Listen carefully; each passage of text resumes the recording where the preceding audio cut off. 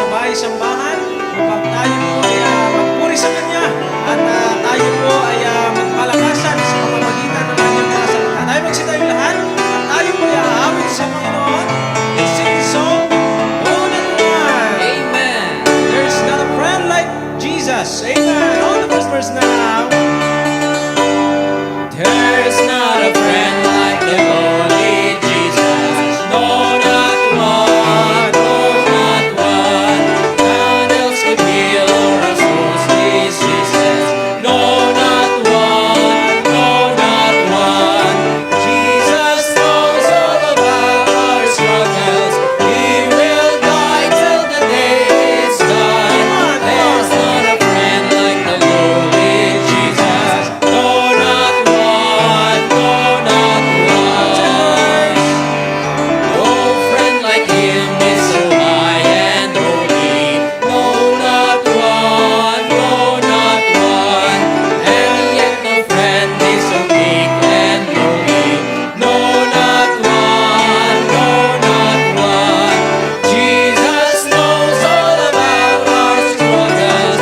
He will guide till the day is gone. There's not a friend like the Holy Jesus. No, not one. No, not one. There's not an hour that He is not near Yes, us. that's No, not Amen. one. No, not one. No night so dark, but His love can cheer us. No, not one. No, not one. Jesus knows all about our struggles. He will guide till the day is gone. There's not a friend like the lowly Jesus. No, not one. No, not one. Amen. Another song. It is so sweet to trust in Jesus. Amen. Amen. Kung meron po tayong mapagkakatiwalaan na ating sasandalan sa buhay natin bilang tapat at mabuti, ay walang iba kundi ang Panginoong Jesucristo. Amen. Amen. Listen to the song.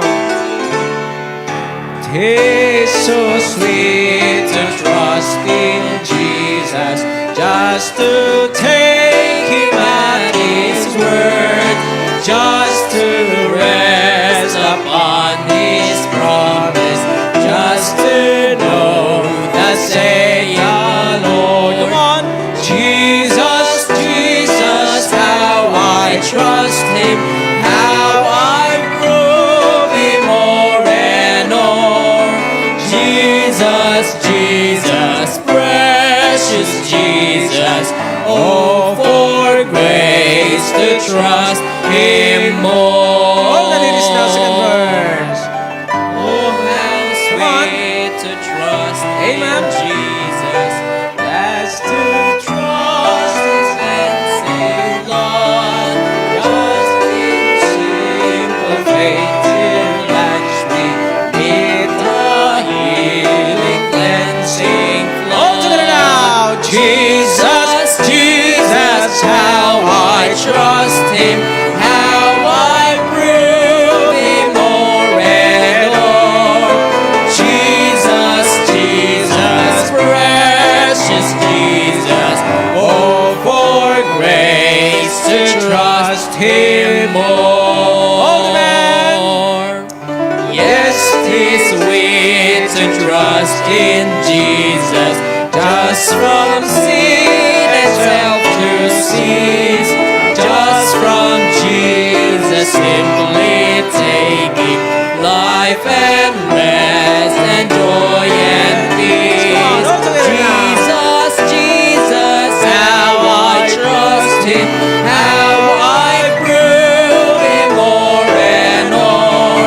Jesus, Jesus, precious Jesus, oh, for grace to trust Him more. Amen. Amen. Trust and obey. Hindi lamang dapat po tayo nagtitiwala sa Kanya, kundi nakikita po sa buhay natin ang ating tunay na pagtitiwala sa pamamagitan ng ating pagsunod sa Kanya. Amen. When we walk with the Lord in the light of His Word. First verse. When we walk with the Lord in the light of His Word, what a glory He sheds on our way. While we do His good will, He abides with us still, and with all who will trust and obey. Trust and obey, for there's no other way to be happy in Jesus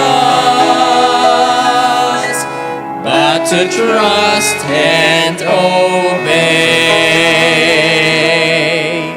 Not a shadow can rise, not a cloud in the skies, but His smiles quickly drives it away.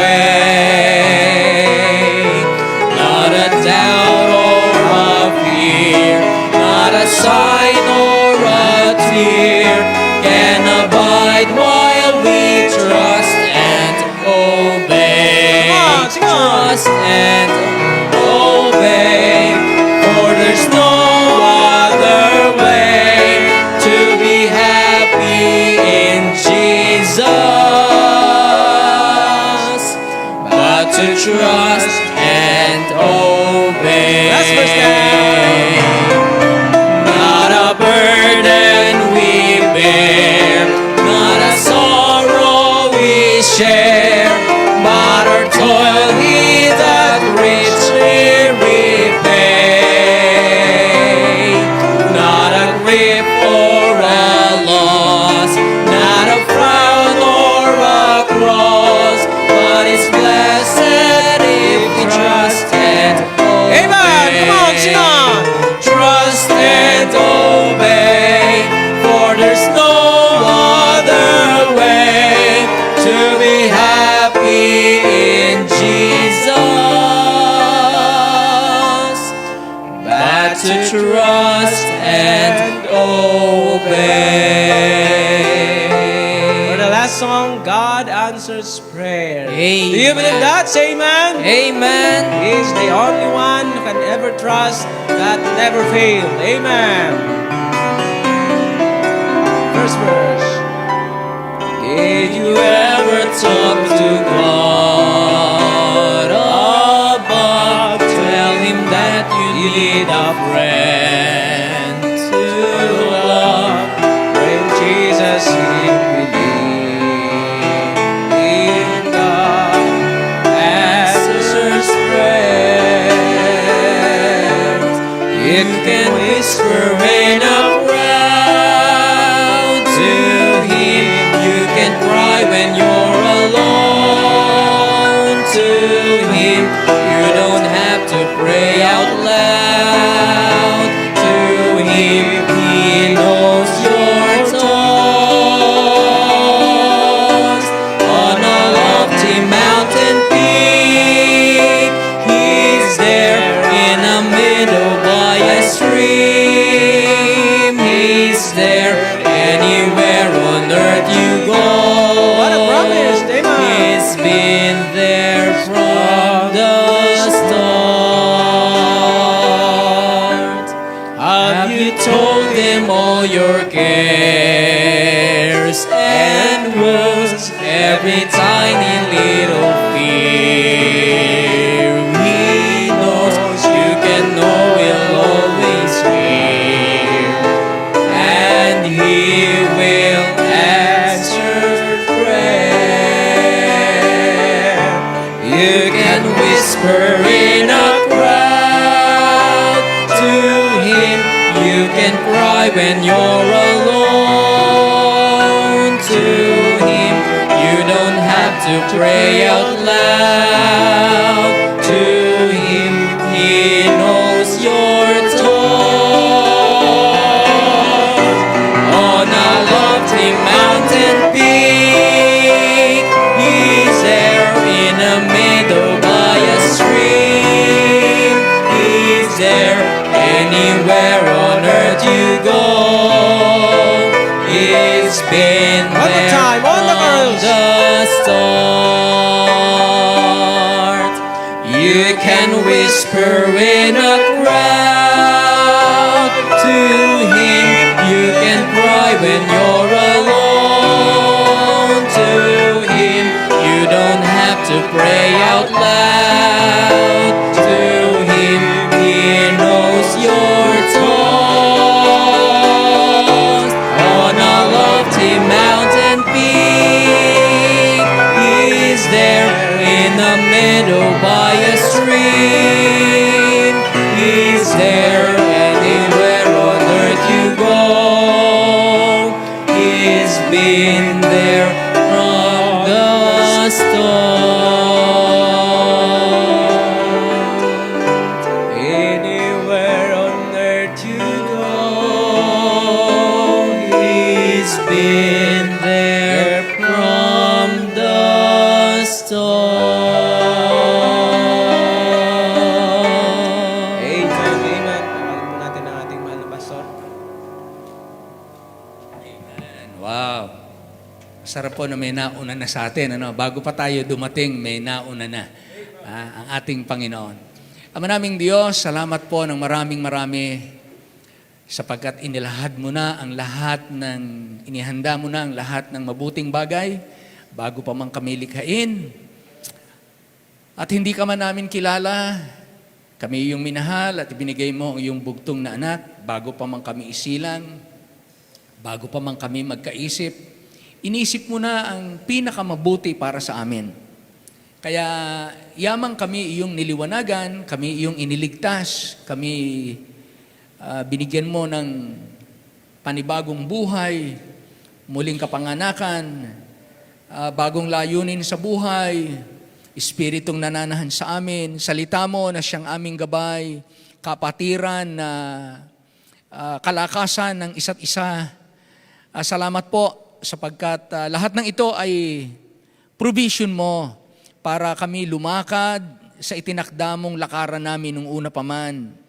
At lumakad kami na iyong kinalulugdan dahil ito ang talagang duty ng tao, ang gawin ang iyong mga utos at gawin ang iyong ikalulugod.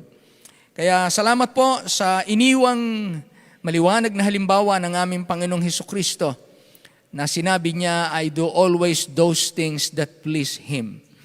At yun nawa po ang makita mo sa amin habang kami binibigyan mo ng buhay. Tulungan niyo kami na huwag kaming madala sa pagkukunwari, kagaya ng nangyari sa mga nailigaw at nawala sa gawain. Tulungan niyo kami na hindi namin pasanin sa aming sarili, kundi pasanin namin ang mga bagay at magpasanan kami ng pasanin ng isa't isa sa pag-ibig, bunga ng iyong Espiritu.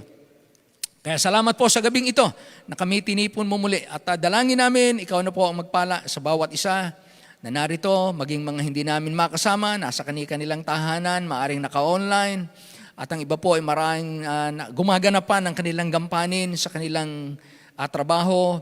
Ang iba naman po ay nasa pangingibang bayan o pangingibang bansa, iingatan mo po silang lahat. Ganon din po ang mga missionaries ng Christ Baptist at ganon din naman ang hindi po galing sa aming simbahan. Ikaw na po ang laging magpapatibay sa bawat isa.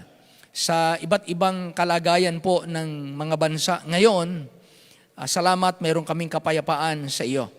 Kaya pangunahan niyo po kami sa mangangaral na amin pong mapapakinggan ang patotoo at ang mensahe, maging hamon at pagpapala sa amin. At lalo kaming mga kaisang lugurin ka. Salamat po din naman sa paghahanda sa darating na Fires of Evangelism.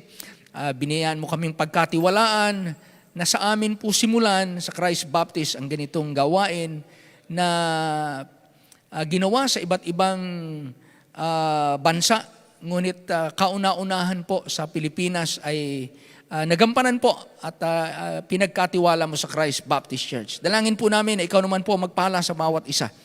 At ang lahat po ng mga makakadalo ay talagang mag-umapaw sa pasalamat dahil ang mga mangangaral po na tatayo sa likod ng pulpito ay para hamunin po ang bawat isa at lalong pagtibayin anuman ang aming mga, saan man kaming lugar na naglilingkuran sa iyo. Dalangin namin ang pangunguna mo sa leader ng aming bansa. Tulungan mo po sila sapagkat ngayon po ay nagpapalit-palit po ang aming mga leaders, nagkakaroon po ng iba't ibang usapin. Ngunit nawa, pagkatapos po ng pagdaan sa malabo, ay maglinaw ang lahat. At lumakad na po ang bansa tungo sa magandang pamamalakad at mas maayos kaysa nagdaan. Hinihiling namin ang inyong pangunguna, O Diyos. Kailangan ka namin at lalong maging dahilan ito para maging bukas ang aming bansa sa pangangaral ng Ebanghelyo at sa pagtatayo ng maraming simbahan. Ikaw na po magpala sa bawat isa sa amin. Buong pagpapakababa, kami po ay inyong pangunahan. Hiling namin ang lahat ng ito at dalangin na nagpapasalamat sa pangalan po lamang ng aming Panginoong Hesus at lahat po ay magsabi ng malakas na Amen. Amen. Amen. Maraming salamat po. Tayo po ay magpapatuloy. Magbabasa po tayo sa 2 Chronicles chapter 19, 1 to 11. 11 verses, 2 Chronicles 19. Narito po ang ating mga kapatid para tayo pangunahan. Amen. Tayo po'y manatiling nakatayo. Basahin po natin ang Book of 2 Chronicles chapter 19, verse 1 to 11. Basahin natin po ng salitan at sabay-sabay po tayo sa verse 11. Verse 1, At si Josaphat na hari sa Huda ay umuwing payapa sa kanyang bahay sa Jerusalem. At si Jehu na anak ni Hanani na taga-Kita ay lumabas na sinalubong siya at sinabi sa Haring Josaphat, Tulungan mo ba ang mga masama at mamahalin niyaong ang mga napopuot sa Panginoon? Dahil sa bagay na ito ay kapuotan ang sasayo na mula sa harap ng Panginoon.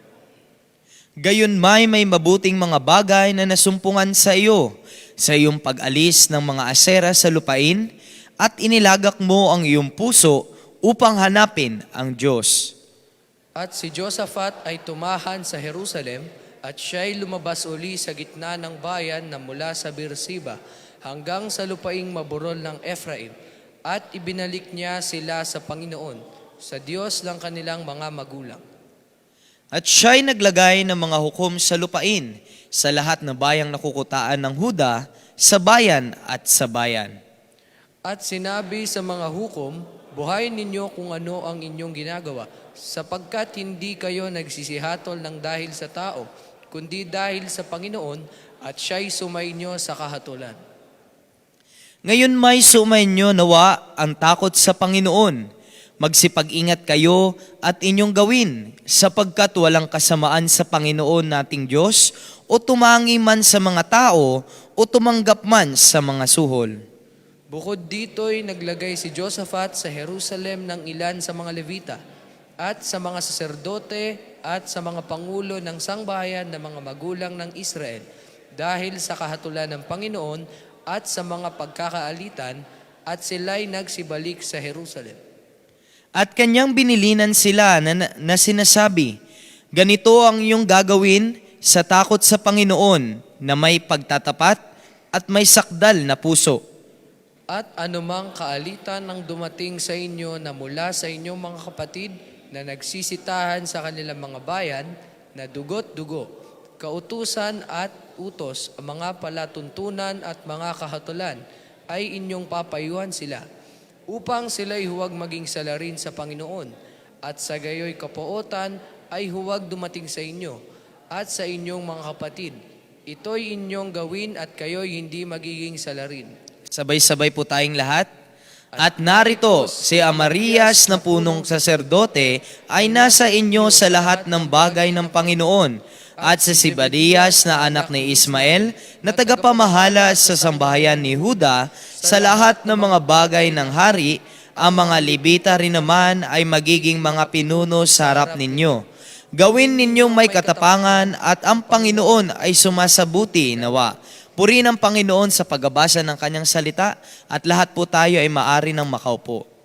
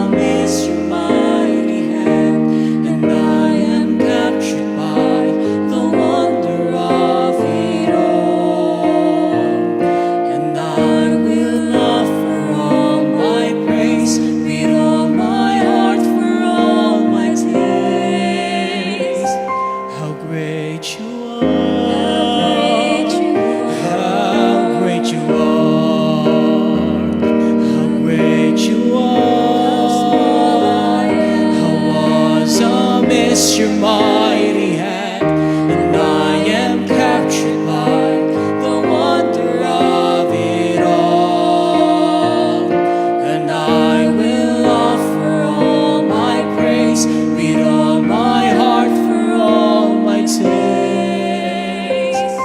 How great you are! How great you are! How great you are!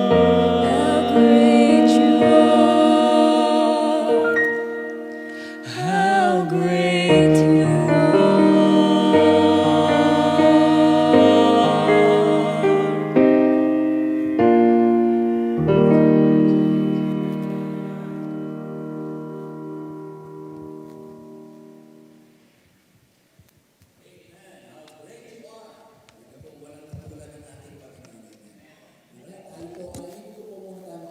ng patotoo ng paglilingkod for how many years na ito pong ating kapatid na ito ay naglilingkod. Kami po ay nagkakilala, hindi pa gaanong natatagalan, pero nakikita ko po na siya ay talagang masigasig.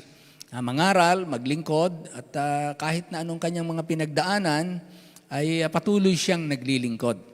Kaya ibig ko pong mapakinggan natin ang patotoo ng ating kapatid, Brother Christian Palma, pastor o missionary Christian Palma Gonzales. Halika kapatid, Brother Christian.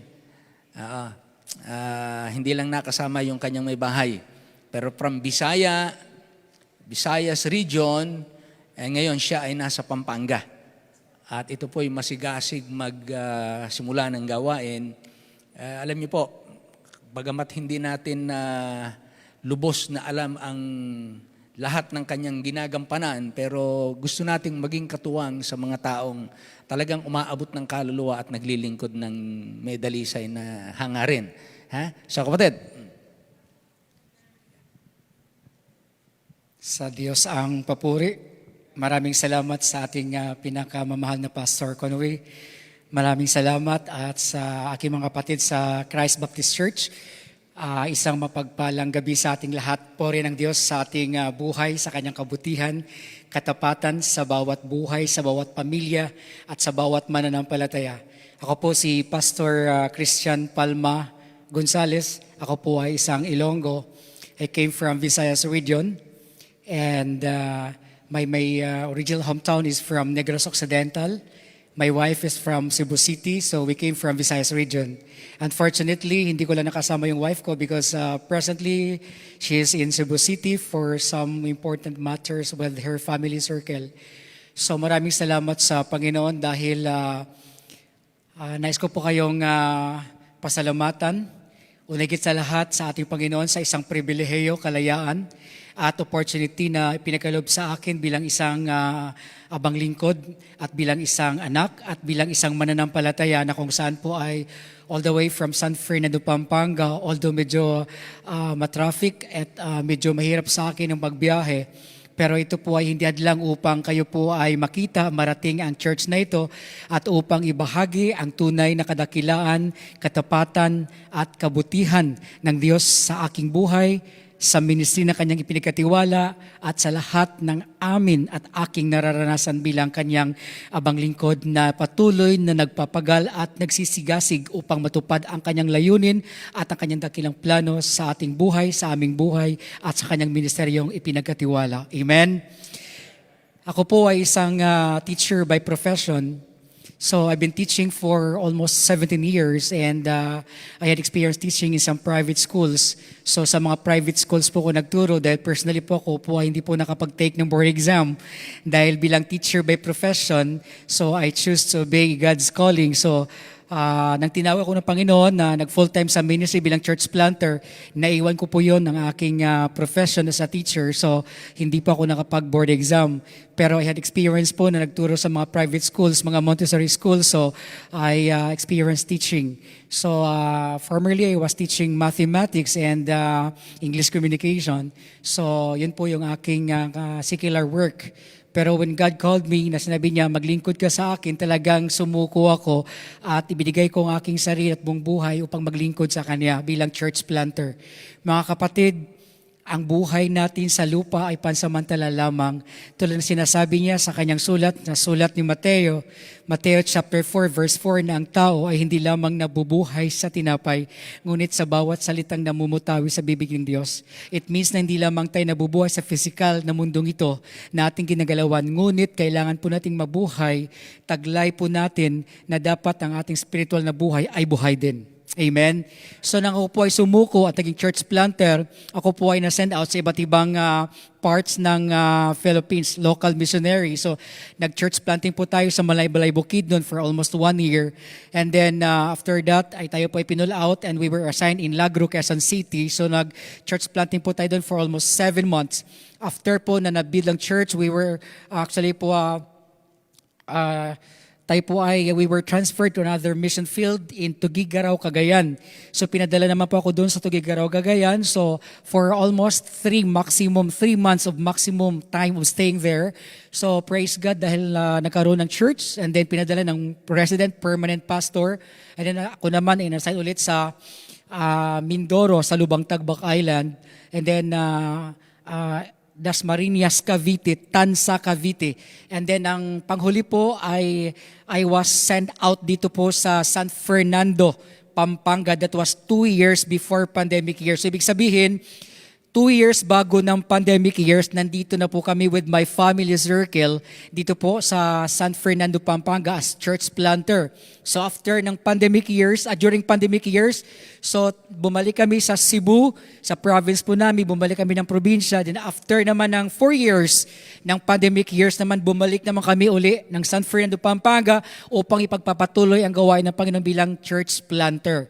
So you know what kapatid, ang gawain ngayon na nakikita po ni Pastor Conway po na na-post ko po sa aking FB account po, yun po ay 1 year and 7 months pa lang, or say almost 2 years na mission church sa pioneering church. So tayo po ginamit ng Panginoon bilang church planter, pero kapatid, hindi po madali ang maging church planter. Sa totoo lang po, you have to give up everything. Kailangan po, ang sabi ng Panginoon, kung gusto mong sumunod sa akin, kailangan mo pasan yung cross mo. Amen? So kung gusto nating sumunod sa ating Panginoon, we will take up and carry our cross. So kahit ano man po yan, kahirap, ano man po kalayo, ano man po ang mating mapagdaanan, kailangan po natin talaga gawin the Great Commission that was given, the mandate, the Great Commission to go and make disciples. Amen? So yun po yun. So ngayon, presently nasa San Fernando, Pampanga ako, so hindi po madali ang pinagdaanan namin. Dahil kapatid, mabuti pa, kami personally, wala kami sariling bahay. Palipat-lipat kami. Siyempre may bahay kami doon sa province, pero dito, doon sa San Fernando, kung saan kami, umuupa lang kami. Para kaming manok na palipad-lipad kami, wala sariling bahay. Palipat-lipat kami. Ang anak ko, nag-iisa lang, adopted son po namin, ampon po namin, so he is now 24 years old. Hindi nakapagtapos ng pag-aaral niya dahil po sa lipat-lipat kami sa mission. Ang sabi niya sa akin, tatay, kahit hindi ako nakapagtapos,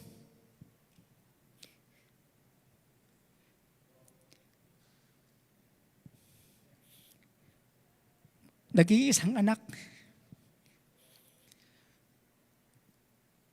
binigay ni Lord, pero ginagamit sa pag-awit siya ngayon ang song leader. Actually, he was invited as one of the participants sa Tawag ng Tanghalan. Familiar kayo sa ABS-CBN ba yun? Tawag ng Tanghalan. Isa sa po sa mga contestant na tinawagan, qualified to compete. Pero hindi po siya pumunta. Ngayon ang boses na ginagamit sa pag-awit sa Panginoon. Siya ang song leader ng Mission Church sa Pampanga. He is now 24 years old lalaki. Ampon po namin yan. At pag wala ako, pag nasa mission ako, kasama niya po yon ang nanay niya. Pag hindi ko kasama misis ko, kasi minsan 1 month, 2 months, hindi ko kasama yung misis ko. After 2 months, padala yung misis ko. Kasi pagpunta sa Giera, pagpunta sa Labanan, walang bahay. Contact persons lang doon. Minsan walang contact persons, isasalang ka sa laban. Di mo alam anong madatnan mo na Giera doon. So tayo, dahil in obedience, tayo sumusunod. Kaya hindi po lamang ang pagkatawag, ang responsibilidad sa pastor, sa leader ng church, sa mga mananampalataya tulad natin, tulad ninyo, kundi lahat na tumanggap sa Panginoon, it is our responsibility to fulfill the Great Commission. Amen? So pwede natin ibahagi ang Ebanghelyo ng Panginoon So, hindi madali ang naging buhay namin sa Pampanga. So, magto 2 years na kami. So, salamat dahil ang kabutihan ng Panginoon nagpapatuloy. Kahit kami po'y pioneering, pero ang Diyos tapat sa kanyang pangako. Kahit anong hirap, ang Diyos nandiyan, handang sumubaybay, patnubayan, gabayan ang kanyang liwanag. Tulad nga sa sinasabi sa aklat na Mikas, in the book of Micah, Mikas sa Tagalog, chapter 7, verse 8, na sinasabi niya, O kaaway ko, o aking kaaway, huwag kang magalak. Sabi niya, huwag kang magalak, o aking kaaway, na kung ako man ay mabubuwal, ako'y babangon. At kahit ako'y may nakaupo sa kadiliman, ang Diyos ang aking liwanag. Amen? So bilang church planter, hindi po madali. Kasi tulad ko, ang aking profession as a teacher, hindi ko po na-fulfill, hindi ko nagamit. Pero nagamit ko ang aking mga boses sa aking bibig, ang aking kakayahan, lahat. The gift that the Lord gave me, the talents, the skills, lahat ng potentials, abilities, lahat po yan that the Lord instilled in my heart, ginamit ko po yan para maglingkod sa Kanya. So, imagine, church, almost 11 years na ako naging church planter. Church planter pa rin hanggang sa ngayon. So last May 1, Pastor, I'm not sure if ito po ay na-confide ko sa iyo. Si Pastor Conway, he is actually somehow mentoring me. He is giving me some words of wisdom from the Word of God. Siya po nabibigay sa akin ng mga challenges, ng mga encouragement, Bible verses, na magpakatatag. Kasi last May 1, ako po ay na-stroke. Last May 1, so ano pa lang ngayon na month, almost I think mga 4 months pa lang, I got stroke. Dahil sa pagod, minsan sa gutom din, sa pagod, sa puyat, napabayaan kong sarili ko, stress din po ako, lalo na po sa kalagayan din ng family ko, napalipat-lipat kami. Pero nandun po yung joy, nandun po yung contentment, nandun po yung desire to serve the Lord. Kasi yun po na po yung passion namin eh. Yun na po yung buhay namin, maglingkod na sa church planter. Kahit saan mo ko itapon, sa mga squatters, handa po tayo, sa mga subdivisions, we are ready to share the word of God. Sa mountain areas, we are ready. Sa city, capable po tayo. Different areas of the mission fields, kahit saan mo ko itatapon, lalaban po tayo. Amen? Ang sandata po natin pananampalataya and our obedience to God. Kaya po, nang nasa San Fernando pa ako sa city, so grabe, naglalakad ako, wala akong service, wala akong bisikleta, naglalakad ako, 2:00 ng hapon, 8:00 ng umaga, uwi ako ng bahay, 12:00, minsan makaligtaan ko yung aking tanghalian hanggang sa na-stroke ako. Kasalanan ko rin yun. Inamin ko kay Lord. Kasi sabi ni Lord, huwag mo pabayaan ang sarili mo. Your body's temple of the Holy Spirit. Pinabayaan ko sarili ko. Minsan, nalapasipasan ng pagkain, sobrang pagod sa paglilingkod, na-stroke ako ng May 1. Hindi ko tumagalaw. Nakaganito lang yung lakad ko, church. Ganito. Hindi ko tumagalaw, hindi ako makalakad, hindi ako masyado makapagsalita. But sinabi ko sa Panginoon, Lord, I am claiming your promises. I am your servant, like what happened kay Job, kay Job. Kaya mo rin ibalik sa akin. Hindi ako masyado makapagsalita, bulol ako, I can even speak the words clearly. At the same time, hindi ako makapaglakad ng matagal, malayo. Hindi ko mataas yung kamay ko, hindi ko makasulat kasi kalawiti ako. But praise God, sa panalangin, sa pagsuko sa Kanya, sa panalangin, sa pagdapa sa Kanya tuwing gabi. Ang sabi ko sa Panginoon, Lord, hindi pa tapos. Kung tapos na ang mission ko sa mundong ito, pwede mo na po ako kunin, Panginoon, kung kalooban mo. Pero hanggat hindi pa tapos ang mission ko, Lord, nagtitiwala ako sa iyo na pagagalingin mo ako because you are my God that healeth thee. So ngayon, nakagalaw ng kamay ko, nakakataas na, nakakasulat na ako, nakakapag-travel na ako, back to mission na ako, nakakapag-Bible study, nakakapag-preach na every Sunday. Siyempre, I am taking my medicine. Tuloy pa rin yung gamutan ko. Pero siyempre, nagkaroon po ng diet. Ang aking pong pinayat ay siguro kalahati ang pinayat ko. Grabe. Pero sabi ni Lord, tuloy ang laban. Kaya kapatid, tayong malalakas pa. Hindi po dapat tayo matitinag. Dapat tuloy ang laban. Habang malakas pa tayo, may buhay pa tayo, nakahinga pa tayo, nakakapagsalita pa tayo, nakakalakad pa tayo, gising pa tayo, dapat na tayong maglingkod sa Panginoon. Hindi na dapat tayo magpatumpik-tumpik pa dahil sa ayaw na sa gusto malapit na ang pagbabalik ng Panginoon. Amen? So kailan pa tayo maglingkod kung tayo po ay hindi na makakakita, hindi na po makakarinig, hindi na po tayo makakalakad, hindi na makakapagsalita. So sa awa ng Diyos, nakakalakad ako, nakakapagsalita, nakagalaw, nagalaw ang katawan ko. Yun po, salamat sa Diyos. Ang sabi ng doktor sa akin, Pastor, pasalamat ako sa Panginoon dahil ang doktor na nag-check up sa akin sa JBL is also a Christian. Kailan po Assembly of God po siya. Nasabi niya, Pastor, very concerned ako sa iyo dahil ikaw po yung missionary. Kailangan, Pastor, gumaling ka. Sabi ko, I have God that healeth. Di gagaling po ako. It's a confession. The promise of God, hindi po dapat sana o nawa o sana. Dapat i-claim po natin yang gagaling ako. Hindi po sana because God has already crucified on the cross. Sabi niya, it is finished. Amen? So sa sitwasyon ko ngayon, naglilingkod pa rin ako. Walang tigil hanggang sa huling hininga. Hindi ako titigil sa paglilingkod sa Panginoon. Maraming salamat sa inyong pastor dahil sa kanyang pangunawa na minsan binabanggit ko sa kanyang nararanasan ko yung sometimes mga situations namin, may mga part ng buhay namin bilang missionary, bilang church planter na open ko kay pastor. But he is always there na he gave me advices, comfort through the Word of God, and he is also helping me somehow, even finances.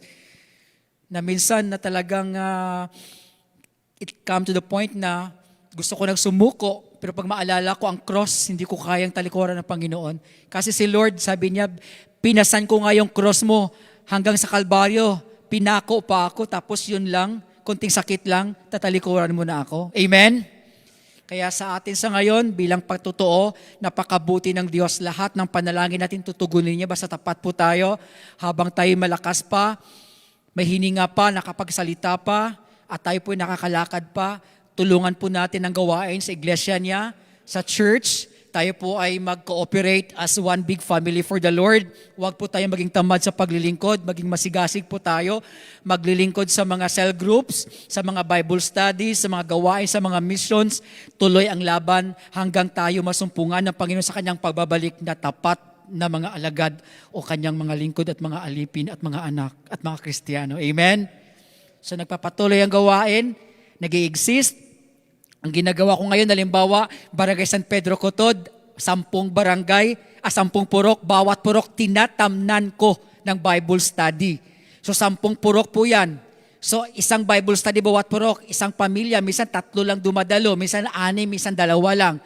So let's say maximum 3 na lang ang alagaan mo within 2 months time o 3 months time. 3 lang ang dadalo, alagaan mo lang yan. 10 purok, 3 tao, 3 times 10, 30 persons individual. That could be a church already. Tapos alagaan lang. Yun pong ginagawa kong technique. So ngayon, tuloy-tuloy ang gawain sa San Fernando, Pampanga. So si Pastor Conway ay kinikilala kong isa siya sa magme-mentor sa atin na patuloy lumago. At kung tayo balang araw kukunin ng Panginoon, at least may maiwan po tayo sa kanyang gawain. So nakarating ako dito from San Fernando papunta dito, Pastor. 4 na sakay ako, transfer ako. Pero salamat sa Panginoon kasi ay nakarating ako dito at na-amaze ako. This is a very good church, glory to God. Ang main facade na pumasok ako, ang nag-impact sa akin, the faith. Kasi nakita ko yung 3 cross na yan. Ang cross na yan, buhay mo yan. Na binili ka ng Panginoon sa kanyang mamahaling dugo. Precious blood. So nang pumasok ko kanina, ang sa isip ko, sa heart ko, that is faith. Kaya po, that's that challenge sa inyo po. Kaya ako nga na-stroke eh. Wala naman ako income. Wala naman ako sweldo sa church. Pero binubuhay ako ng Panginoon. Kahit sa mga gulay lang, nagtatanim din ako para mabuhay kami. Amen? Sometimes, pag may magpa-tutor sa akin, ng mathematics, kahit algebra, statistics, any level of mathematics, lapit kayo sa akin, kahit mag-review ng exam. Yung kukuha ng exam sa mga engineers, yan. Lahat na levels of mathematics, tap nyo po ako. Tapos nagpapagawa ng mga thesis, yung mga research works, yan. So minsan binabayaran ako, yun po binabayad namin sa rental ng aming bahay. Hindi na po ako pinapadalhan ng galing po sa province. Yung ano po yung trabaho ko, nag-tutor ako, yun po yung earnings ko, ginagamit ko sa church, ginagamit sa family ko, kung anong mayroon lang. Yun ang pinapakita ng Panginoon ng kanyang katapatan. Ngayon, buhay pa ako, malusog pa, ipagpatuloy ang mission, the Great Commission, hanggang sa wakas ng panahon, maglilingkod po tayo. Walang atrasan, walang susuko, walang aayaw, tuloy ang laban. To God be the glory. Maraming salamat po sa inyo.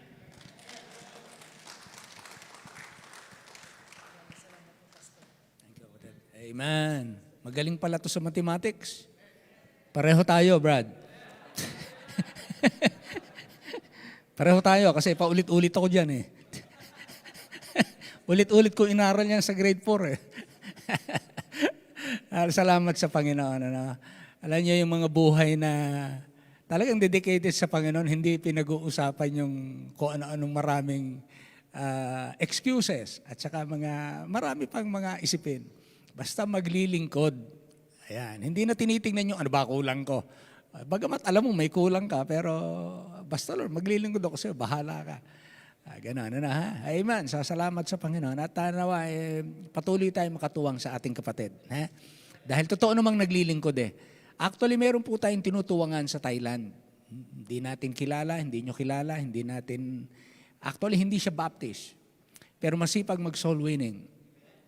So tayo po ay nagpapadala ng pagtuwang dahil inaabot niya ang mga Thailanders. And looking forward na isang araw, dadalawin siya or siya ay makarating dito at ma-send out ng ating simbahan. Kasi magaling mag-soul winning pero kulang ng doktrina, yung aral. Pero dahil nakikita natin yung pag-aakay ng kaluluwa, ginagawa niya na. Kaya kailangan lang tulungan. So yun ang role natin. Tulungan yung nangangailangan na seryosong naglilingkod naman. Amen? So kung mapabuti sila, well and good, naging bahagi tayo. Myanmar. Myanmar. Oh, thank you, Missionary Sami. Salamat sa Panginoon. Amen. Well, tayo po tumayong lahat para yung ating oras, magugol natin, masarap makinig ng gawa. Ito pong kaibigan natin ito, pastor sa Batangas to. Ha? Oo, pastor sa Batangas. Gustong-gusto niyang sumama sa mahal ka ng Diyos. Kaya lamang may mga sitwasyon, hindi siya nakasama, pero nagkaugnayan kami, nagkausap kami, at nakapagsalita tayo sa kanilang lugar. Abay, ngayon nabanggit niya yung Peru. Abay, totohanan ng magmi-missionary sa Peru. So tawagin po natin si Pastor Ernie Flaviano. I think nakapag-preach ka na rito eh. Ha? Nakapag-preach na po ito dito. Pero this time, hindi na siya from Batangas. Papunta na po siya ng Peru. Ha? Kaya, Pastor, alika kayo dito. Amen, Pastor. Magandang gabi po sa ating lahat at purihin ng Panginoon. Salamat, Pastor, sa pagkakataon na binigay po sa akin na makapag-present sa inyo, makapagbahagi sa inyo ng salita ng Diyos, lalo na yung calling po sa Peru. Pastor, ano ko na po yung word of God o yung ating video presentation? Yung video. Okay, upo muna po kayo at konti lang po yung video po, makita niyo po.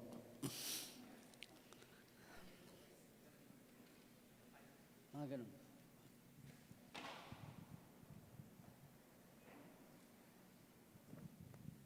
Wala lang sound. Yan po yung verse na ginamit ng Panginoon nung po ako full-time sa church namin sa Lemery. Nagsimula po tayo sa isang maliit na bayan sa Agoncillo, malapit po sa Taal Volcano. Yan po. Yan po yung anak ko. Ngayon, second year college na sa Bible College. We have a story to tell to the nations that shall turn them from darkness of night. A story of justice, a story of mercy, a story of peace and love.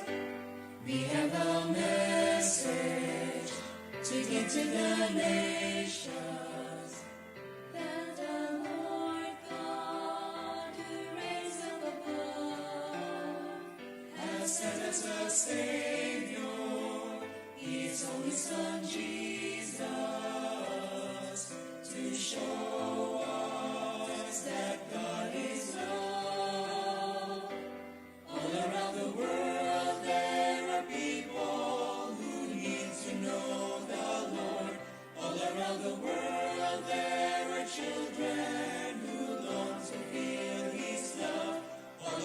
Yan na po yung papuntang Peru.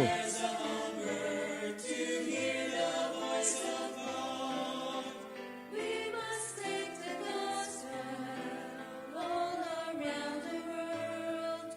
Yes, we must take the gospel all around the world. We have a Savior to show to the nations. Through the pathway of sorrow's trod, that all the world's peoples, yes, all the world's peoples,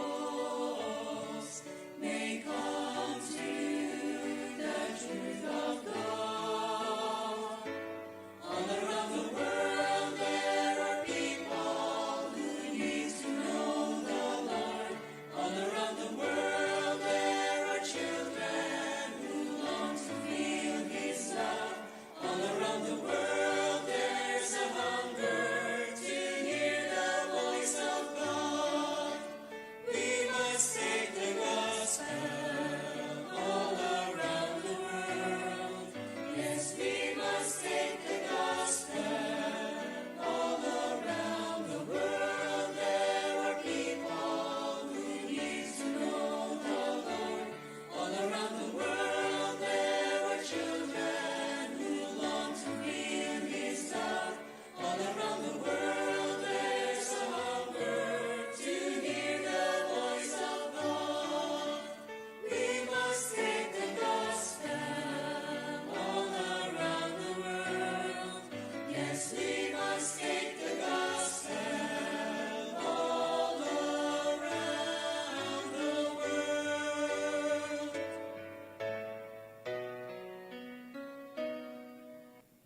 Amen. Purihin ng Panginoon, pakisama po sa panalangin at talagang yung panawagan ng Diyos ay hindi lang po doon sa bayan ng Agoncillo, malapit po sa Bulkan. 20 years po tayo doon. At pinaalala sa akin ng Panginoon noong 1998, ako po ay first year sa Bible College sa Landmark Baptist College, Pasig City. Kasi sa isang crusade, ako po ay nag-forward sa isang foreign missionary evangelist, Tom Parrell. Pinaalala sa akin ng Panginoon, ako nag-forward sa foreign mission.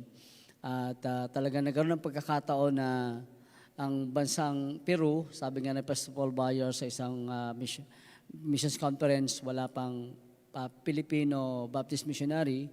At nung time na yon ay kinilos ng Panginoon ang aking puso, nagkaroon ng burden. At talagang nag-confirm po ako na may calling po sa Peru sa biyaya ng Diyos. Pakisama sa panalangin dahil itong June, July, yan po, diyan ko po na-confirm. Pero alam ko na merong calling sa foreign. Yan, nababanggit ko nga dati kay Pastor na kumatin dito ng para sa evangelism. At pagpray niyo po kasi October 2 ay flight po going to Peru, atin po doon ng missions conference hanggang December 2. And then tayo po magsisimula doon sa biyaya po ng Diyos. Kaya salamat sa pagkakataon. Ako po narito dahil gusto ko po yung church na ito ay maging kabahagi. At nagpapasalamat ako kay Pastor Conway at yung kanyang puso sa gawain. At kahit tayo po ay sa maliit na lugar, ay nandun po yung kanyang espiritu sa gawain ng Panginoon. Ano po? Tayo po dumako sa mensahe ng salita ng Diyos. At buksan natin sa Matthew chapter 9. Okay? Meron pa tayo lang minuto. Sige po, Matthew chapter 9, yung message ng salita ng Diyos, ay nandito po kung paano mga talatang ito ginamit ng Panginoon, kung paano tayo nagsuka ng buhay. Sabi ng Matthew chapter 9, verse 35 to 38, responsive reading, "And Jesus went about all the cities and villages, teaching in their synagogues and preaching the gospel of the kingdom, and healing every sickness and every disease among the people." Okay po, sa 36.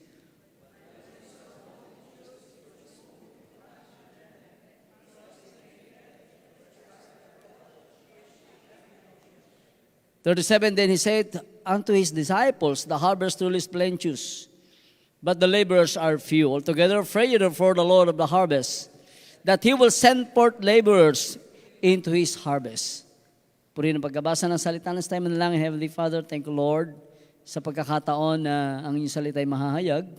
pagpalain niyo po ito sa aming kalagitnaan, gabayan kami ng inyong banal na Espiritu at gamitin lang mong instrumento ang inyong pong lingkod, kayo pong mataas at maluwalhati sa aming pag-aaral. Ito pong aming dalangin in Jesus' name, Amen. Amen. Okay, sa mga talatang ito ay makikita ho natin ang puso ng Panginoon. Yung title natin ay The Passion of Christ. Ano ho, yung passion ng Panginoon at nandyan din yung kanyang vision and mission. Sabi nga, for the Son of Man is come to seek and to save that which was lost. Ano ho?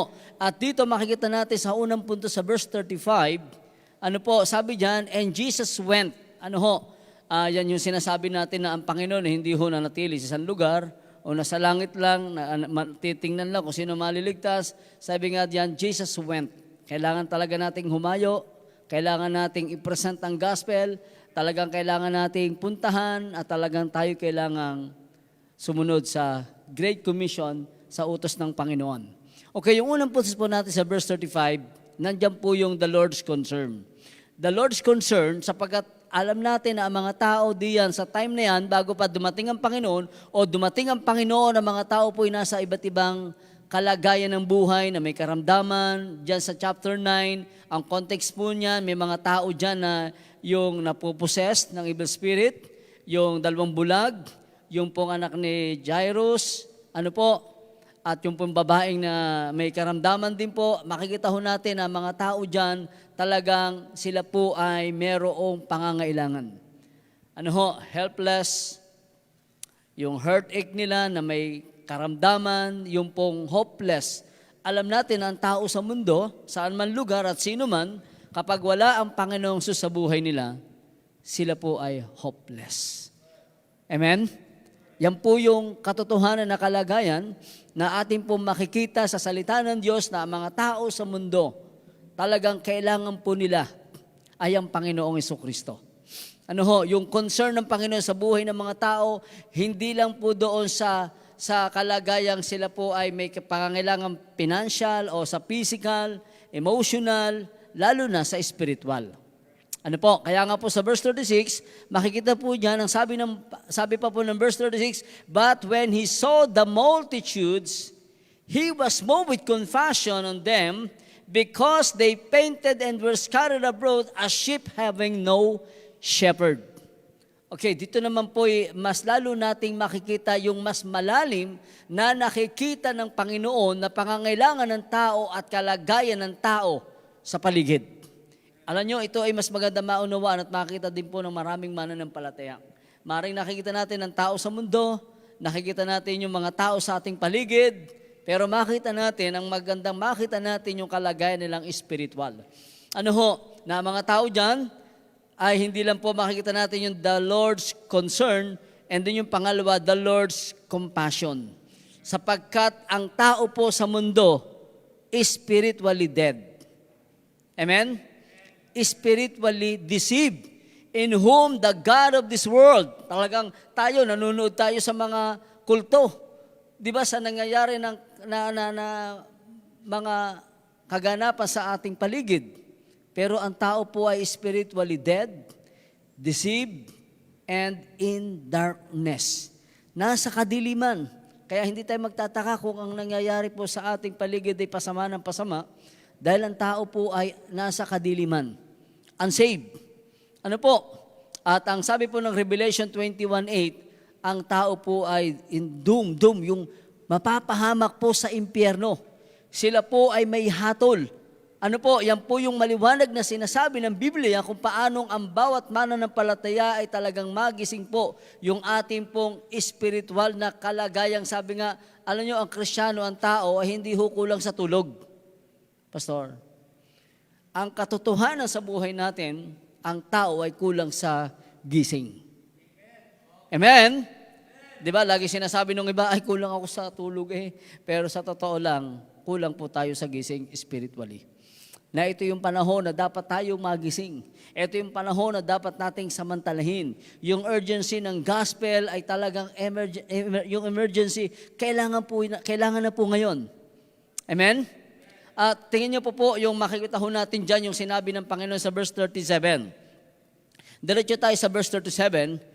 Kaya po sa pangalawang puntos po natin na sinabi dyan, the Lord's compassion, na nakikita ng Panginoon, nauunawa ng kalagayan ng tao na sila po ay spiritually dead, di ba? At kaya nga po, ang Panginoon, He was moved with compassion. Gusto ko pong bigyan ng diin sa atin bilang mananampalataya, yung burden, yung awa sa mga kaluluwang hindi ligtas. Amen? Alam nyo, no, ang Panginoon Kristo nakapako sa krus, naranasan ang matinding hirap, panglalait, pangahamak ng mga tao, pero no, ang Panginoon Kristo nakapako sa krus, ang sabi pa rin niya, Father, forgive them, for they know not what they do. Alam nyo kung saan ang Panginoon naawa? Hindi ho ang Panginoon, pinakita niya na siya po ay naawa sa kanyang sarili, kundi sa mga taong hindi nananampalataya at mapapahamak sa impyerno. Alam niyo, nakakalungkot sa panahon natin kapag nakikita po mananampalataya yung awa natin ay sa sarili, para bang pagka naiwan ka ng mga uso sa mundo, luma ang cellphone, wala ka pang partner, wala kang boyfriend, para bang tingin mo ang awa ka sa sarili mo. Tandaan niyo po, kahit ang backslider, mas nakakaawa pa rin yung hindi safe, kahit sila po ay maraming payamanan. Amen? Alam niyo, kapag tiningnan niyo po dito yung puso ng Panginoon, yung nakikita ng Panginoon sa mga tao na dapat nakita natin at magkaroon tayo ng concern and compassion. Alam niyo yung verse na ito yung ginamit ng Panginoon kung paano tayo magkaroon ng burden sa mga kaluluwa sa ibang bansa. Ano ho, bagaman, dito pa lang talaga maraming aakayin pero may iba't ibang assignment ang Panginoon Nagkataon po na doon tayo dinadala ng Diyos. Ano ho? Pero ang dapat na makita sa mga mananampalataya ay awa sa mga taong hindi ligtas. Oho, kasi ang Panginoon, yan po yung kanyang puso. Kaya nagpapasalamat tayo kapag may mga mananampalataya, may mga lingkod ng Diyos na ang kanilang puso, ang kanilang priority, ang kanilang nakikita ay ang mga kaluluwa na kailangang akayin, kailangang gawin, hanggat may pagkakataon, hanggat may oras, hanggat meron pang magagawa. Ano ho?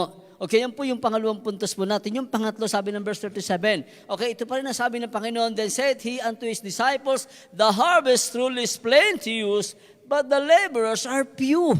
Ito yung verse na ginamit ng Panginoon kung paano tayo nagsuko ng buhay. Marami ang aanihin. Subalit kakaunti ang manggagawa. Alam niyo po, yung South America, ito po yung mga bansang Peru, Chile, Bolivia, Brazil, Ecuador. Yan po yung 11 pong bansa yan. Ang sabi po ng kaibigan nating missionary doon, hindi lang po yung Peru ang malaking mission field, kundi lahat ng katabing bansang yan ay mission field. Mission field po talaga, grabe. Sabi sa akin, Pastor, pag pumunta ka dito, missionary, Brother Ernie, ipapakita ko sa iyo yung mga lugar na wala pang Baptist Church. Millions of people, millions ang pinag-uusapan, hindi ho libo, million. Dahil 34 million po sila mahigit o kalahati. Ano ho? Kaya nakaka-burden po talaga. Kaya ito po ang ipag-pray natin. Ang pangatlong puntos po dito yung the Lord's Challenge.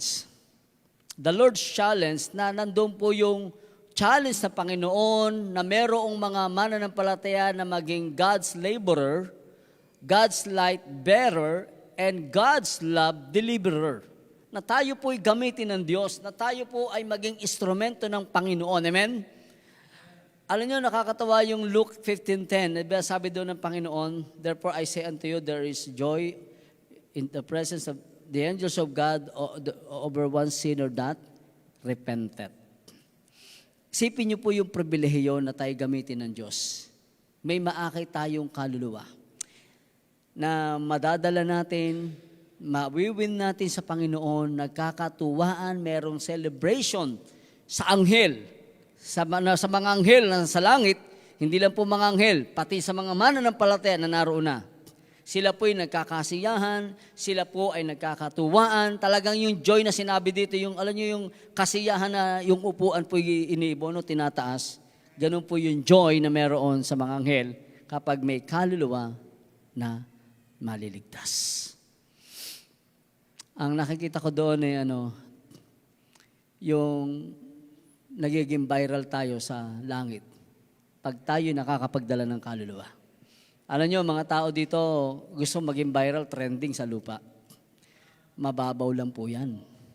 Ang pinakamatinding karangalan ay yung nagagawa natin para sa Panginoon. Amen? Di ba, hanga tayo sa mga atleta, sa mga sports? Dito lang po yan. Tandaan nyo po, yung tayo'y magpagamit sa Diyos. Yung tayo po'y maging part ng Great Commission, ito po talaga ang tunay na laban, ito po talaga ang tunay na kung saan tayo ay nagiging instrumento ng Diyos at merong kadakilaang karangalan at meron talaga tayong malaking nagagawa sa buhay na ito kapag sa larangan ng kaluluwa, tayo po ay nag-i-invest. Ano ho, yan ang tunay na laban. Yung tag of war na tayo ay nakikipag-agawa ng kaluluwa sa diablo.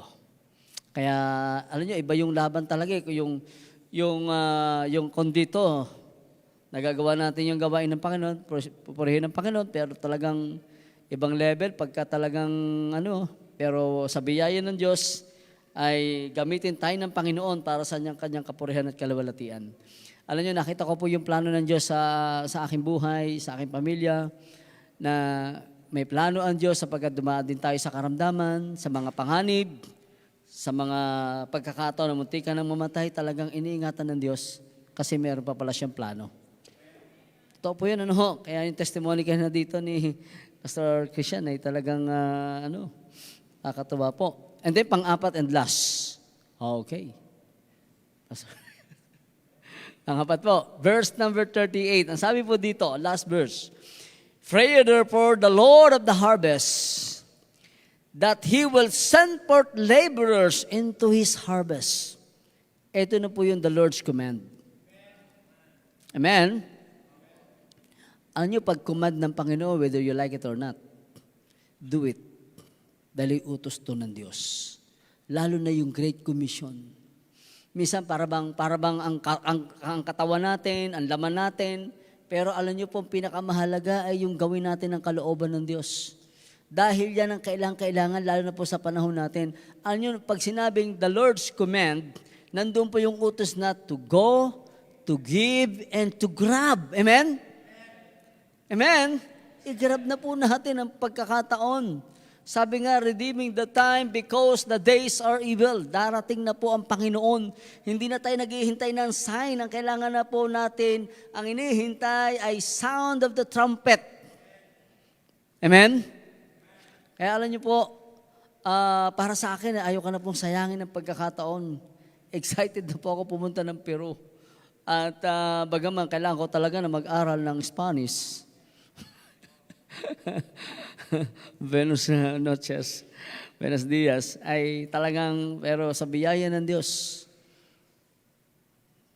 Kaya sa panahon ni Moises, problema na rin yung language. Sabi ni Moises, I'm not eloquent. Ganon din si Jeremiah. Pero alam nyo, pagka gagamitin ka ng Diyos,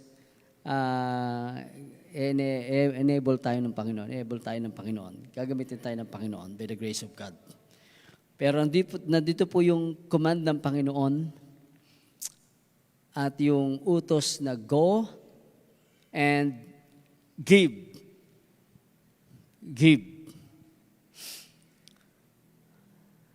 Tayo po ay napasok sa ministry. Ay na-challenge po ako nung ako'y na-save 1996. At haba ako'y na-attend pag may offering, time ng offering, ako po'y nahihiya sa Panginoon dahil wala akong maibigay. Na-save ako 19 years old, pero pinagdaanan ko po ang halos lahat ng maraming bisyo ng kabataan, lalo na yung pagiging sugalero. Kasi napasok ako noon, yung sabungan, pinapasok ko yan yung uniforme, nilalagay lang sa bag. Kasi nung ako'y naligtas, kaya nung naligtas ako, wala akong maibigay sa Panginoon, walang pwedeng ibenta para maibigay. Alam nyo, nung sumunod na service, nandun na naman, hiyang-hiya ako. Ang sinabi sa akin ng Panginoon o binulong ng Holy Spirit, meron kang pwedeng ibigay yung iyong buhay. Kaya nung time na yon, sabi ko, Lord, yes, I give my life. Kinalimutan ko yung pangarap ko, ginibab ko yung pag-aaral ko, trabaho ko, girlfriend ko, everything. At nag-full time po ako sa church because I give my life. At hanggang ngayon, hindi po ako nagsisisi dahil mas masarap magbigay ng buhay sa Panginoon. Amen? Ngayon, dumating sa point na talagang nandun po, tayo nagpe-pray, sumusuporta tayo sa foreign, sa mga local, nagiging part po tayo niyan. Matagal ko ng kaibigan na missionary, nakakilala ay si Pastor Javier Garcia. Binata pa po ako noon, magkakilala na po kami. Bagong anak yung kanyang panganay, bagong anak lang yung misis niya, nakarating na siya sa amin. Nasa Kazakhstan siya ngayon. Pero alam niyo po, bagaman tayo tumutulong at nagiging part po ng pagtulong sa mga foreign, local, pero ako'y nakukulangan pa rin. Kulang pa rin. Kulang pa rin yung nagagawa. Kulang at kulang pa rin. Kaya sabi ko, Lord, kung may calling kayo, ay hindi po ako nagdadalawang isip na ibigay ang buhay na ito. Dahil ito ay sa Panginoon. Amen? Amen? Diba nakakatawa yung ano man ang mangyari. Hindi na po ito sa atin ang buhay na ito, ito'y sa Diyos na. Kung anong kalooban niya, kung saan niya gamitin, so be it. Kaya yung give, napakahalaga po niyan. Nalala ko yung example ng isang missionary sa Nile River, ay nakita niya na merong nanay, dala yung kanyang baby, at i-offer niya sa kinikilala nilang Diyos. Sa ilog na yon ang kinikilalang Diyos ng isang babaeng ito, nakita ng missionary ay yung buaya. Buaya. Ano kayang buaya yon? American? Crocodile? O ano? Nakita ng missionary na i-offer yung baby niya. Halos pigil-pigil po ng misyonero. Sabi ng babae, huwag mo akong pigilan dahil ito ang kaya kong ibigay sa aking Diyos. Ikaw, anong kaya mong ibigay? Ano nyo, nakakahamon po yun. Sipin nyo, yung buhaya, yung babaeng ito na hindi totoo at talagang kinagisgan lamang yung kanyang paniniwala, ay yun po yung kaya niyang i-offer. Samantalang maraming mananampalataya, sinasabing, buhay ang Diyos, totoong Diyos, tunay na ligtas, ay hindi pa ibigay yung the best para sa Panginoon. Amen? Amen? Alam niyo, pag sinabing totoo na to life and death, yung kaluluwa ng tao, pag namatay at hindi nakakilala sa Panginoon, nasa ng gospel, pa-impyerno yan, sabi po ng Bible. Pero bakit maraming mananampalataya halos wala pa rin ginagawa? Ibig sabihin dito na tayo ay talagang ma-challenge, na talagang mag-invest, ibigay ang ating best na meron tayo, sapagkat eto na po yung pagkakataon. Yung sabi yung i-grab natin ang pagkakataon. Sabi nga po ng John chapter 4 verse 35, sinabi ng Panginoon, there are yet 4 months and then cometh harvest. Behold, sabi ng Panginoon, I say unto you, lift up your eyes and look on the fields, for they are white already to harvest. Ang dami pong ha-harvestin. Ang dami. Talagang kailangan po na tayo ay humayo, invest natin ang ating oras, lakas at pagkakataon sa gawain ng Panginoon. Nakakatuwa po ang church na ito, yung pong inyo pong crusade na ginagawa, yung yearly na soul winning pastor. Nakaka-bless po yan, nakakatuwa po na ang pinagkakabalahan ay yung ganitong gawain na pag-aakin ng kaluluwa, yung Great Commission. Kaya sana po ay patuloy na ganito po yung spirito. Okay, nagpapasalamat na tayo po ay naging kaibigan po ni Pastor Conway. Pastor, 26 years na po yun nung nakilala ko po kayo, nakita mag-preach sa Batangas.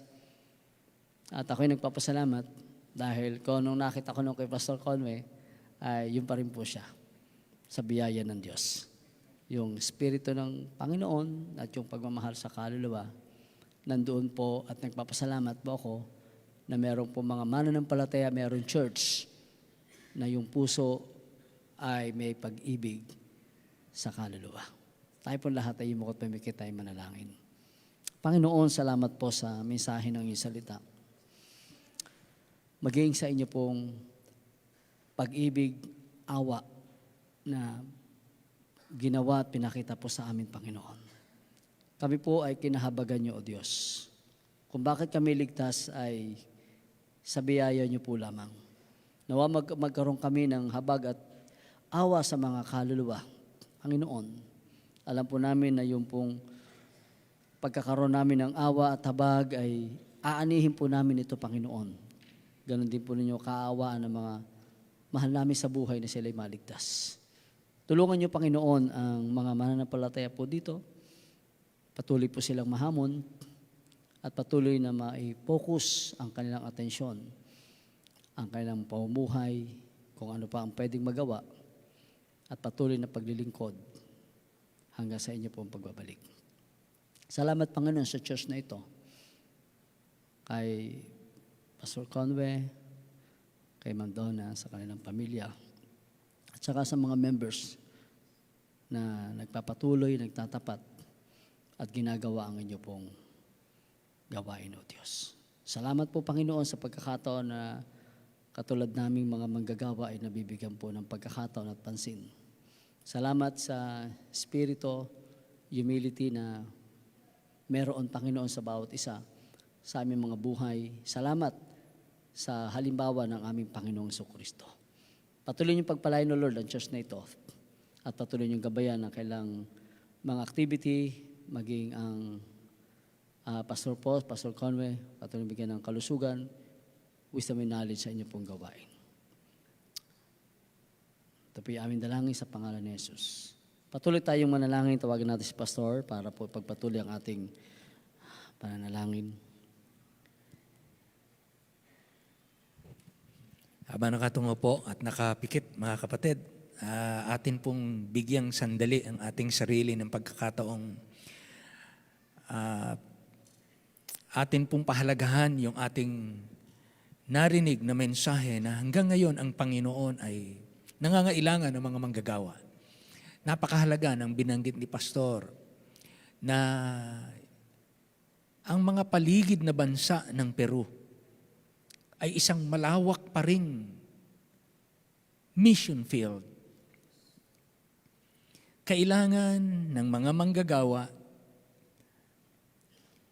na talagang nakikita niya ang pangangailangan ng mga kaluluwa ng tao at masasabi niyang, Lord, here am I.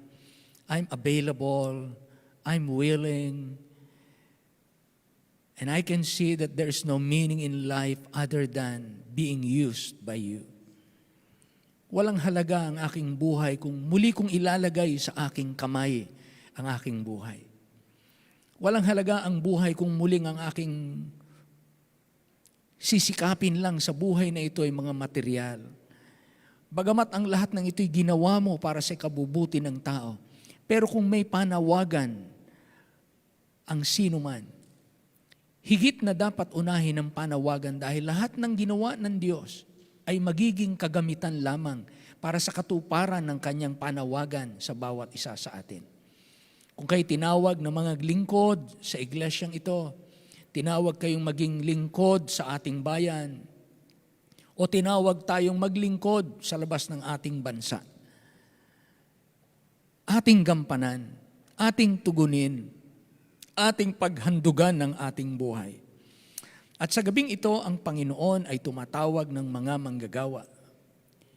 Hindi lamang dito sa ating bayan, hindi lang sa ating bansa, kundi maging sa labas ng bansa. At kung ngayong gabi, isa ka sa kinausap ng Panginoon to send forth more laborers. At masabi mong, Lord, let me be one of those laborers to be sent out by you. Kung yan ang iyong kapasyahan sa gabing ito, ay inaanyahan kitang lumapit dito sa unahan at ikaw ay aming ipapanalangin.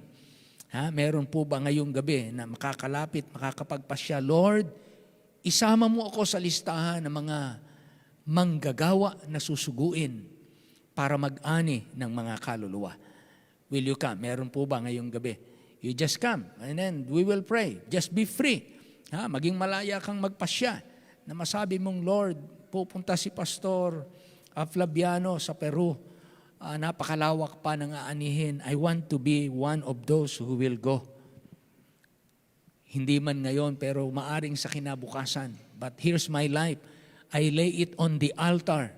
Use me, Lord. Meron po ba ngayong gabi nalalapit at magpapasya ng ganyan? At kung hindi naman po, tayo sa labas ng bansa ay magpagamit tayo dito sa loob ng ating bansa. Kung hindi man tayo hahayo sa ibang bayan, ay magpagamit tayo sa ating simbahan. Kung saan gumagawa at ginagamit ng Diyos ang ating simbahan, doon tayo magpagamit. Doon tayo mga lingkod ng may katapatan. Ama naming Diyos, salamat po ng marami sa patotoo at sa mensahe ng iyong salita sa gabing ito. Kami po ay naging saksi sa aming mga napakinggan kung paanong ikaw ay tumatawag sa loob ng bansa at sa labas ng bansa. Sa magkaibang karanasan, ngunit parehong Panginoon ang pinagtatapatan at pinaglilingkuran. Salamat sa magkakaibang paggamit mo sa mga tinawag. At sa pagkatawag mo, naroon po ang pangangaral, nagbubunga ng mga taong nagsisisi at nananampalataya at na mga paragdag sa kaharian ng Diyos. Salamat po ng marami. Salamat din po sa iglesyang ito, mga kapatiran na masayang nakikipasan, masayang naglilingkod, buong pagtitiwala na nagpapatuloy at nagsisikap habang naghihintay sa iyong pagbabalik. Kaya kami po ay lalo mong gamitin. Narito po kami. Ibinabalik namin ang papuri at patuloy po kaming gamitin pa sama-sama. At maging bahagi kami ng gawain sa Peru at sa ibang mga bansa na mga misyonary na nagpunta po dito sa amin. At tulungan niyo po mga mananampalataya ng Christ Baptist na kami po ay magsilago sa biyaya ng pagkakaloob para kami man ay kaunti pa ang tinatanggap o palakihin mo man o paramihin mo man, anuman ang kalagayan namin, hindi nagbago ang aming attitude, masigasig kami na maging katuwang sa maliit o sa mas malaki o sa malakimang pamamaraan. Basta ikaw po ang maluluwalhati, ito po ang tibok ng aming puso. Maraming salamat po sa gabing ito. Sa iyong kaluwalhatian, dalangin namin ang lahat sa pangalan ng Panginoong Hesus. Amen. Amen. Tayo po ay tumayong lahat. Tayo po ay umawit. Purihin ang Panginoon. Awitin natin yung To the Regions Beyond. Awitin natin yung pamamahayag ng salita ng Diyos. Hindi lang dito sa atin, kundi labas ng ating bansa. Everyone, to the regions beyond. I must go where the story has never been told. To the millions that never have heard of His love, I must tell the sweet story of old. To the regions beyond, I must go, tell the world, all the world, His salvation shall know. To the hardest of places He calls me to go, never thinking of comfort or ease. The world may pronounce me a dreamer, a fool enough, if the Master I please. To the regions beyond, I must go, tell the world, all the world, His salvation shall know. That are spending your leisure and march in pleasures so foolish and fun. Awake from your selfishness, folly and sin, and go to the regions beyond. To the regions beyond. I must go. To the regions beyond. I must go. Tell the world, all the world, His salvation shall know. Ano po, napifeel nyo, I know what you feel, mga kapatid. Lahat tayo nakakadama na kung pwede lang, kung kaya ko lang, kung marami lang na ako, I will do yung mga ano niya, nakaka-excite, parang gusto kong sumama sa iyo, pastor, at nakaka-excite na at maging assistant mo doon ha? Talagang alam niyo, nakakatuwa pong yung bang pupunta ka kasi alam mo yung solusyon. Yun ang ano doon yung bang alam mo yung sagot. Alam mo yung sagot sa problema ng tao. The gospel. Kaya nangyayari ngayon sa ating bayan, it is the gospel issue. It's a spiritual issue. It's not about money actually. It's not about just leadership. It's really about the lordship of Christ. O kung si Kristo lang ang Panginoon sa buhay ng mga taong yan, ako hindi kontento dun sa nag-resign, pinalitan ng bagong leader. Hindi ganun meron ang nagnakaw lang ng bisikleta, nakakulong eto, sang katutak ang mga ninakaw, hindi makulong-kulong. Magre-resign lang. Hindi ka makukontento. Hindi po hustisya yan. Hindi hustisya yan. Wala yan. Takipan ang meron na nangyayari. Takipan. Hindi naman natin masisi kasi sila magkakasama. Nakakalungkot lang. Nakakalungkot. Kaya nga, nangyayari nga yan sa simbahan takipan Kahit nga mga Bible student, nagtatakipan yan Kaya hindi tayo bago dyan sa yung mga takipan. Pag umiral ang likas ng tao, takipan yan. Iiral dyan yung laman. Yan Kahit kami, mga pastor, hindi kami exempted dyan. Kaya talagang lahat tayo. Kita nyo naman sa Bible, yung mag-asawang si Ananias at Sapphira, nagtakipan Kaya nangyari ito kahit sa mag-asawa Hindi ito bago, yung takipan.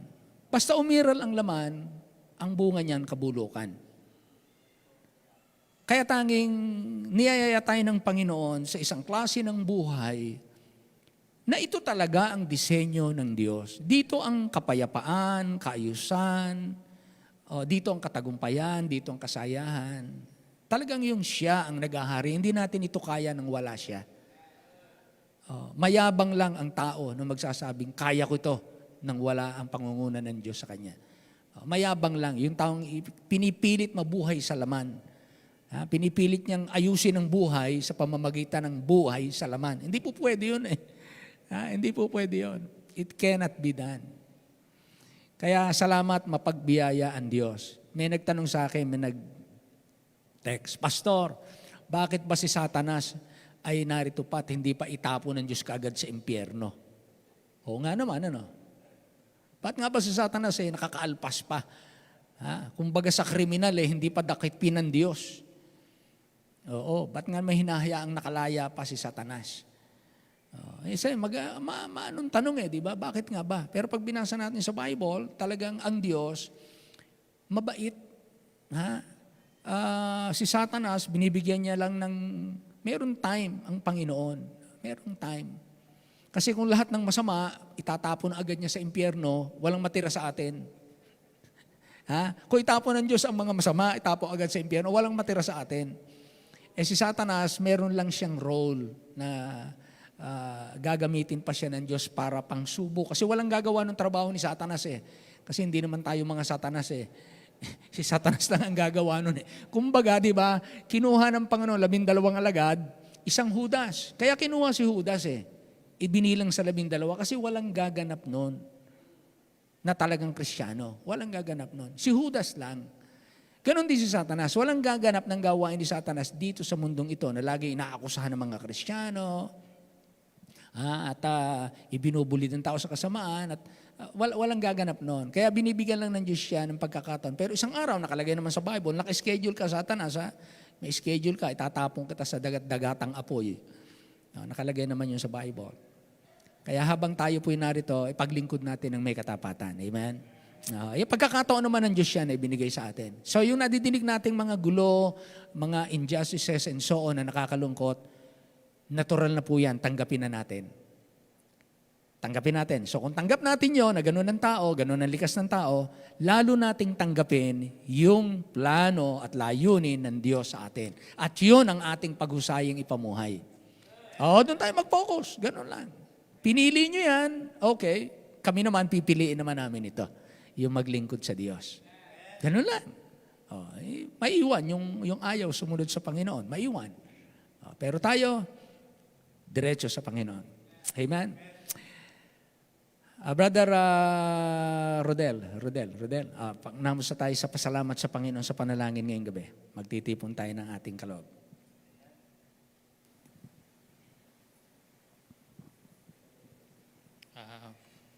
Hello. Tayo po'y manalangin. Panginoon, muli po kami po'y nagpapasalamat sa gabing ito sa mga pastor na ginamit nyo upang ihayag ang iyong mga salita. Panginoon, basbasan niyo po nawa ang aming mga ipagkakaloob na ito upang magamit po sa inyong ubasan. Nang sa ganun po, marami pong mga pastor at mga iba pong church na matulungan. Nawa po ipagpalain niyo rin po ang bawat isa sa amin. In Jesus' mighty name, Amen. Amen. Amen. Amen.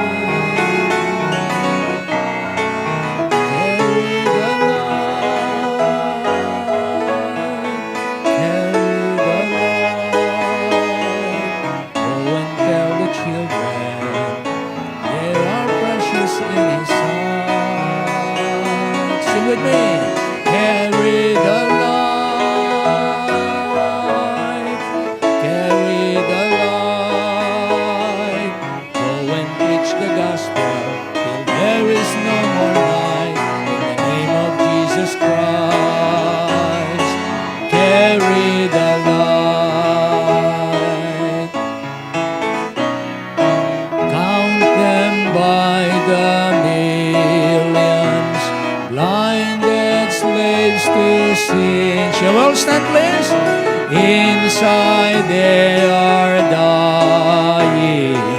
How will they know? How will they know? Jesus loves them, and his heart is breaking. Carry the light, carry the light.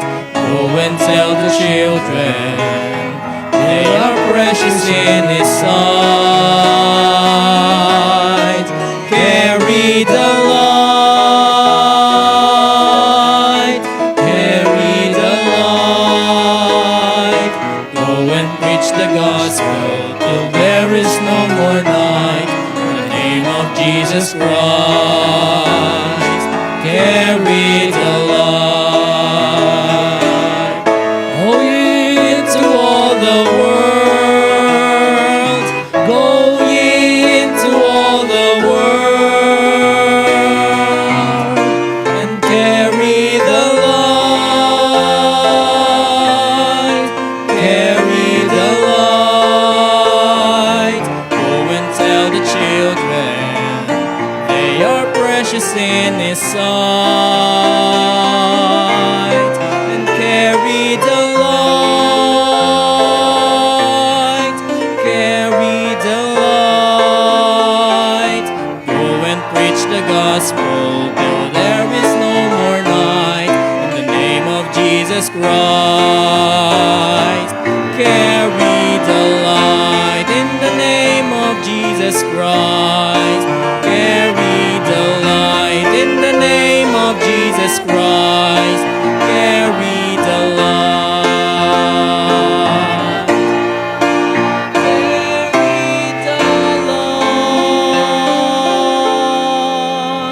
Maraming Diyos, salamat po ng marami sa gabing ito. Salamat sa mga lingkod na tinawag mo, Lord. Thank you, Lord, for their faithfulness.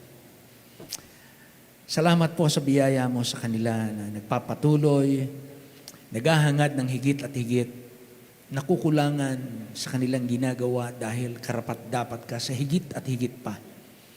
Walang dapat makontento sa amin, sa aming anumang nagawa na, sapagkat hindi namin kayang pantayan ang kadakilaan ng Diyos. Tama po ang iyong salita na nagsasabing sumasaganang lagi sa gawain ng Diyos. Hindi namin kayang pantayan, abutin sa buhay na ito ang iyong kadakilaan. Kaya tama lamang na kami laging naghahangad na lumalago at higit ang nagagawa.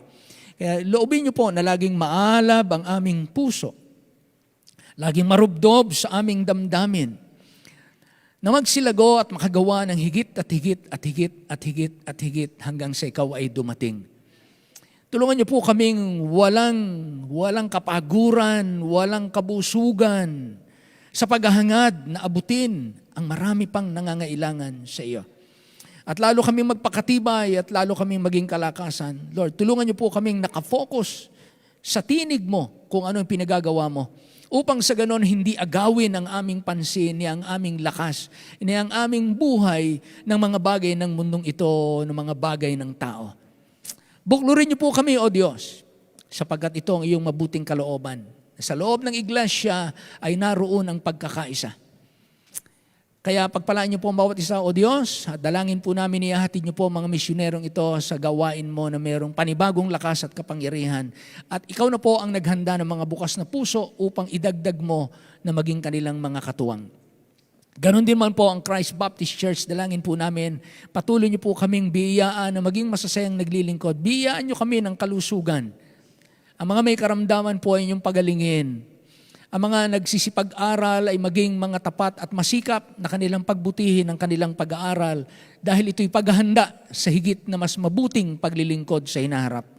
Pagpalaan niyo rin man po mga nagsisipag-trabaho at nagsisipag-negosyo na paunlarin ang kanilang gawa ng mga kamay. I-promote, palawakin, paunlarin pa ang kanilang mga pagsisikap upang sa ganon malaya kaming makatuwang at maging kabalikat ng gawain ng Diyos sa loob at sa labas ng aming bansa.